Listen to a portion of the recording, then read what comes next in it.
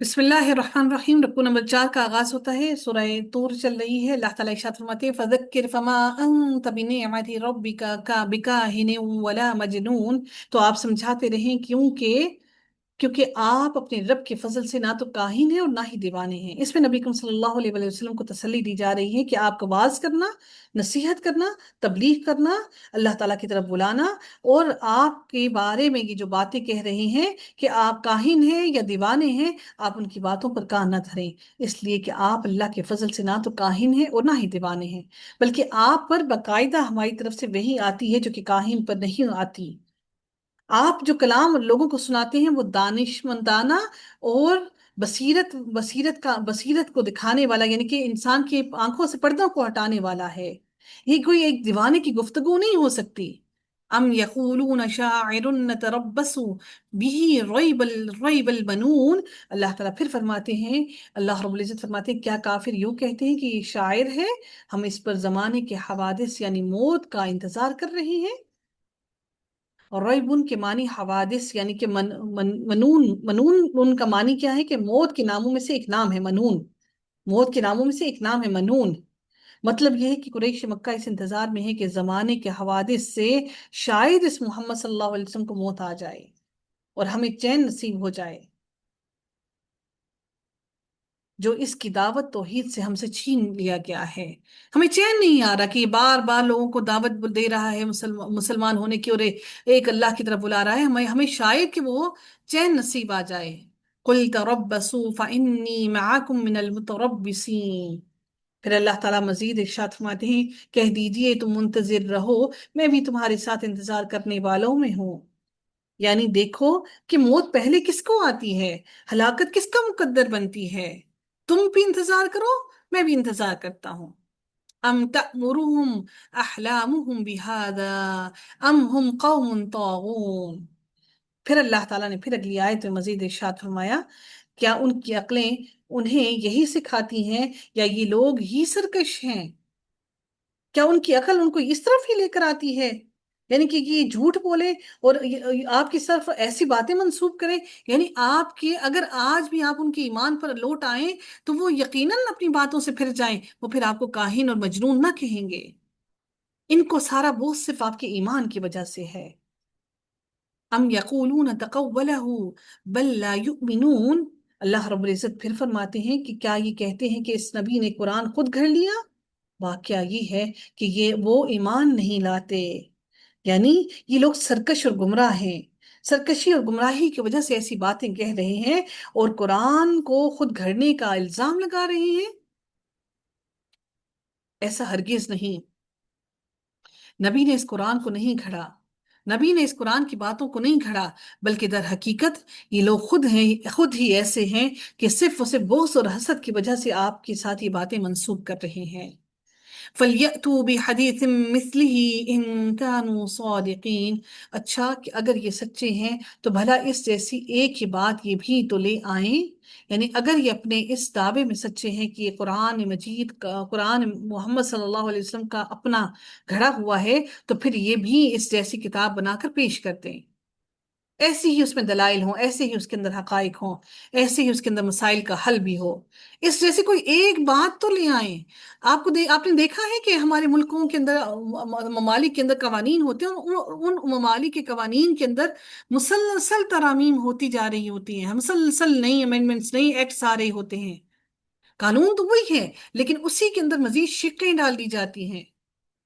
لیکن میرے رب کا قانون ایسا مکمل اور پختہ ہے کہ اس میں مزید تبدیلی کی ضرورت نہیں ہے۔ اگر انسان کے بس کی بات ہے تو کوئی ایک ایسا کامل قانون لا کر دکھائے۔ اگر ہمارے ملک کے اندر یہ شریعت نافذ ہو جائے تو اس قانون کے اندر امینڈمنٹس کی ضرورت نہ پڑے، کیونکہ میرے رب نے تمام چیزوں کے لیے ایک قانون مرتب کر دیا۔ ام خلقوا من غیر شیء ام هم الخالقون۔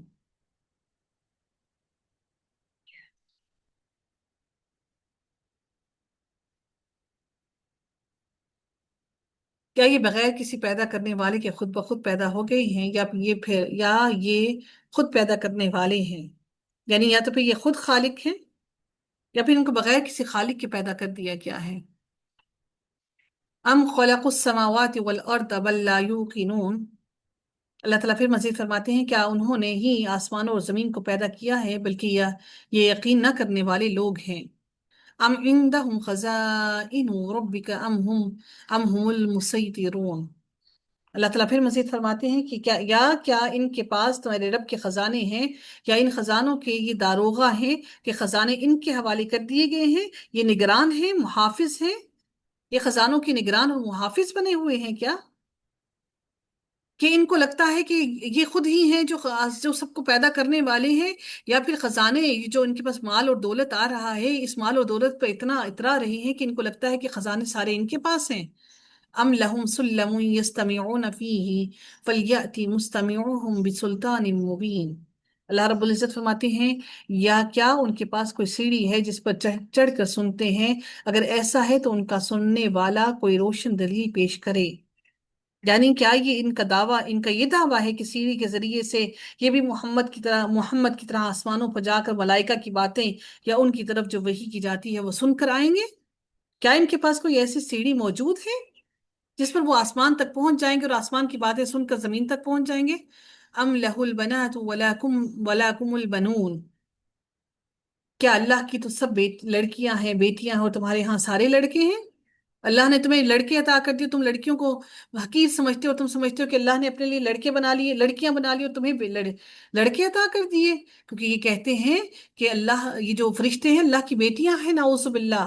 ام تسألوہم اجرا فہم من مغرم مثقلون۔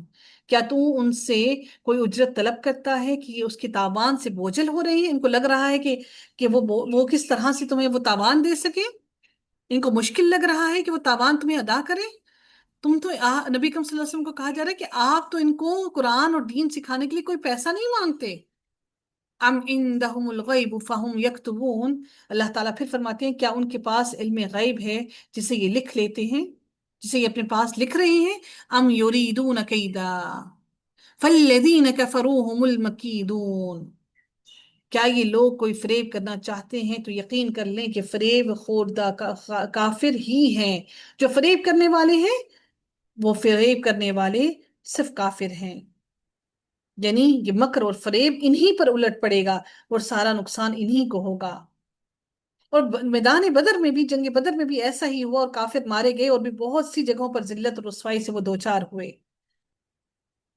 اس کا مطلب کیا ہے کہ اپنے کفر اور اپنی سرکشی سے پھر بھی اگر یہ باز نہ آئیں، اور بلکہ ڈھٹائی سے اگر یہ وہاں پر چلتے رہیں، تو اللہ تعالیٰ فرماتے ہیں انہی لوگوں کے بارے میں جو ڈھٹائی سے اپنے شرک پر ڈٹے ہوئے ہیں، اللہ تعالیٰ فرماتے ہیں ام لہم الہ غیر اللہ۔ کیا اللہ کے سوا ان کا کوئی معبود ہے؟ ہرگز ایسا نہیں ہے۔ سبحان اللہ عما یشرکون۔ اللہ ان تمام شرکوں سے پاک ہے جو اللہ کے ساتھ یہ شریک ٹھہرا رہے ہیں۔ وَإِن يَرَوْا كِسَفًا مِّنَ السَّمَاءِ سَاقِطًا يَقُولُوا سَحَابٌ مَّرْكُومٌ۔ اللہ تعالیٰ فرماتے ہیں اگر یہ لوگ آسمان کے کسی ٹکڑے کو گرتا ہوا دیکھ لیں تب بھی کہہ دیں گے کہ یہ تہ بتہ بادل ہیں، تب بھی یقین نہیں لائیں گے، اپنی ڈھٹائی میں ایسے ہوں گے، کہیں گے کہ آسمان نہیں ٹوٹا۔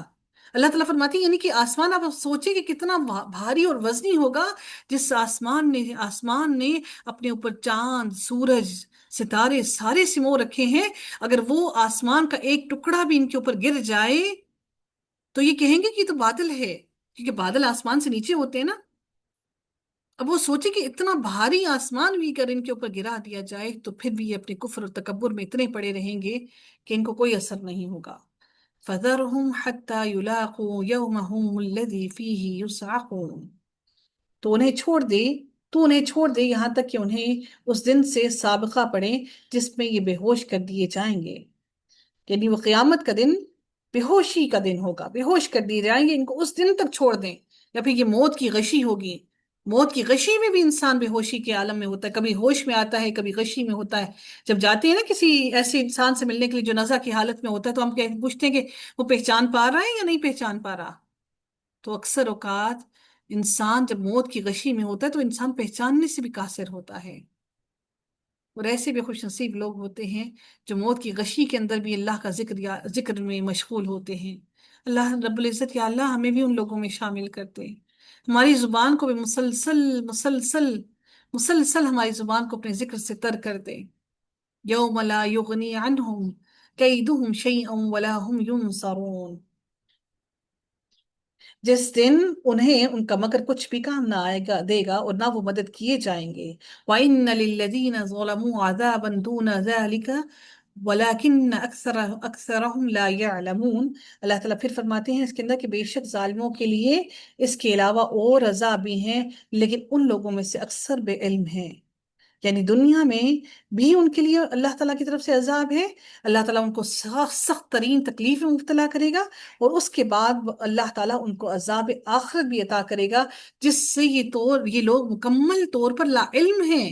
حالانکہ اللہ تعالیٰ نے قرآن کے اندر سارا کچھ بیان کر دیا، لیکن اس کے باوجود بھی یہ لوگ مکمل طور پر لا علم ہیں. وَاصْبِرْ لِحُكْمِ رَبِّكَ فَإِنَّكَ بِأَعْيُنِنَا وَسَبِّحْ بِحَمْدِ رَبِّكَ حِينَ تَقُومُ. تو اپنے رب کے حکم کے انتظار میں صبر سے کام لے. ان لوگوں کے بارے میں بیان کیا جا رہا ہے، ان لوگوں کے بارے میں جو کہ دنیا کے عذاب میں جو دنیا کے عذاب، اللہ تعالیٰ ان کو دنیا کی آزمائش میں مبتلا کرے گا. تو اور پھر یہ لوگ گناہوں کی توبہ بھی نہیں کرتے. اس گناہوں کی توبہ نہ کرنے کی وجہ سے یہ لوگ مسلسل گناہوں میں مبتلا رہتے ہیں. ایک حدیث میں آتا ہے کہ منافق جب بیمار ہو کر صحت مند ہو جاتا ہے تو اس کی مثال اونٹ کی سی ہے. وہ نہیں جانتا کہ اسے کیوں رسیوں میں باندھا گیا اور کیوں کھلا چھوڑ دیا گیا. انسان بھی ایسا ہی ہے، جب اللہ تعالیٰ بیماری میں پکڑتا ہے تو ہمارے کسی گناہ کے سبب پکڑ رہا ہے. اور ممکن ہے کہ اللہ تعالیٰ ہمارے کسی گناہ کے سبب میں اللہ کی طرف سے آزمائش ہے، اور پھر جب اللہ تعالیٰ ہمیں بیماری سے شفا دیتا ہے تو ہمیں چاہیے کہ ہم اللہ کو اس سے کئی گنا زیادہ یاد کریں جتنا ہم بیماری میں اللہ کو یاد کرتے تھے. جو بیماری، جو تکلیف، جو غم اللہ سے جوڑ دے، اس سے بڑھ کر رحمت کوئی نہیں. تو اللہ تعالیٰ فرماتے تو اپنے رب کے حکم کے انتظار میں صبر سے کام لے، بے شک تو ہماری آنکھوں کے سامنے ہے. صبح کو جب تو اٹھے اپنے رب کی پاکی اور حمد کو بیان کر. اس کھڑے ہونے سے کون سا کھڑا ہونا مراد ہے؟ بعض کہتے ہیں کہ جب نماز کے لیے کھڑے ہو، جیسا کہ اب آغاز نماز میں سبحانک اللہم و بحمدک ہم پڑھتے ہیں، جو ہم نماز استسقاء جو ہے وہ پڑھی جاتی ہے. بعض کہتے ہیں کہ جب نیند سے بیدار ہو کر کھڑے ہوں اس وقت بھی اللہ کی حمد و ثنا بیان کی جائے، وہ بھی مسنون ہے. بعض کہتے ہیں کہ جب کسی مجلس سے کھڑے ہوں، جیسا کہ حدیث میں آتا ہے جو شخص کسی مجلس سے اٹھتے وقت یہ دعا پڑھ لے، جو مجلس سے کفارہ کی دعا ہوتی ہے، تو یہ اس کی مجلس کے گناہوں کا کفارہ ہو جائے گی. سبحانک اللہم و بحمدک اشہد ان لا الہ الا انت استغفرک و اتوب الیک. یہ دعا، اس دعا کو لازمی پڑھا کیجئے. وَمِنَ اللَّيْلِ فَسَبِّحُوا وَإِدْبَارَ النُّجُومِ وَإِدْبَارَ النُّجُومِ. اللہ تعالیٰ فرماتے ہیں اور رات کو بھی اس کی تسبیح پڑھ اور ستاروں کے ڈوبتے وقت بھی. اس سے مراد قیام اللیل یعنی نماز تہجد ہے، جو عمر بھر نبی اکرم صلی اللہ علیہ وآلہ وسلم کا معمول رہا، اور تہجد کی نماز نبی اکرم صلی اللہ علیہ وآلہ وسلم پر فرض تھی. اور جو دوسری بات ہے یہاں پر کہ ادبار النجوم، یعنی ادبار یہاں اس سے مراد فجر کی 2 سنتیں ہیں. نوافل میں سب سے زیادہ اس کی نبی اکرم صلی اللہ علیہ وآلہ وسلم حفاظت فرماتے تھے، کہ فجر کی 2 سنتیں نبی اکرم صلی اللہ علیہ وآلہ وسلم کو دنیا جہان سے سب سے بہتر اور سب سے زیادہ پسندیدہ تھیں. تو نبی اکرم صلی اللہ علیہ وآلہ وسلم فجر کی 2 سنتوں کی نوافل، تمام جو نوافل پڑھا کرتے تھے اس میں سب سے زیادہ فجر کی 2 سنتوں کی حفاظت کیا کرتے تھے. اللہ تعالیٰ ہم سب کو نماز قائم کرنے والا اور ان نمازوں کو ان کے اولین اوقات میں ادا کرنے والا بنائے. اللہ تعالیٰ سے دعا ہے کہ اللہ تعالیٰ ہماری نمازوں میں خشوع و خضوع پیدا کر دے اور اللہ تعالیٰ ہم سب سے راضی ہو جائے. آمین یا رب العالمین. وآخر دعوانا الحمد للہ رب العالمین. صلی اللہ تعالی علی خیرہ خلقہ اجمعین برحمتک یا ارحم الراحمین. سبحانک اللہم و بحمدک نشہد ان لا الہ الا انت نستغفرک ونتوب الیک. السلام علیکم ورحمۃ اللہ وبرکاتہ.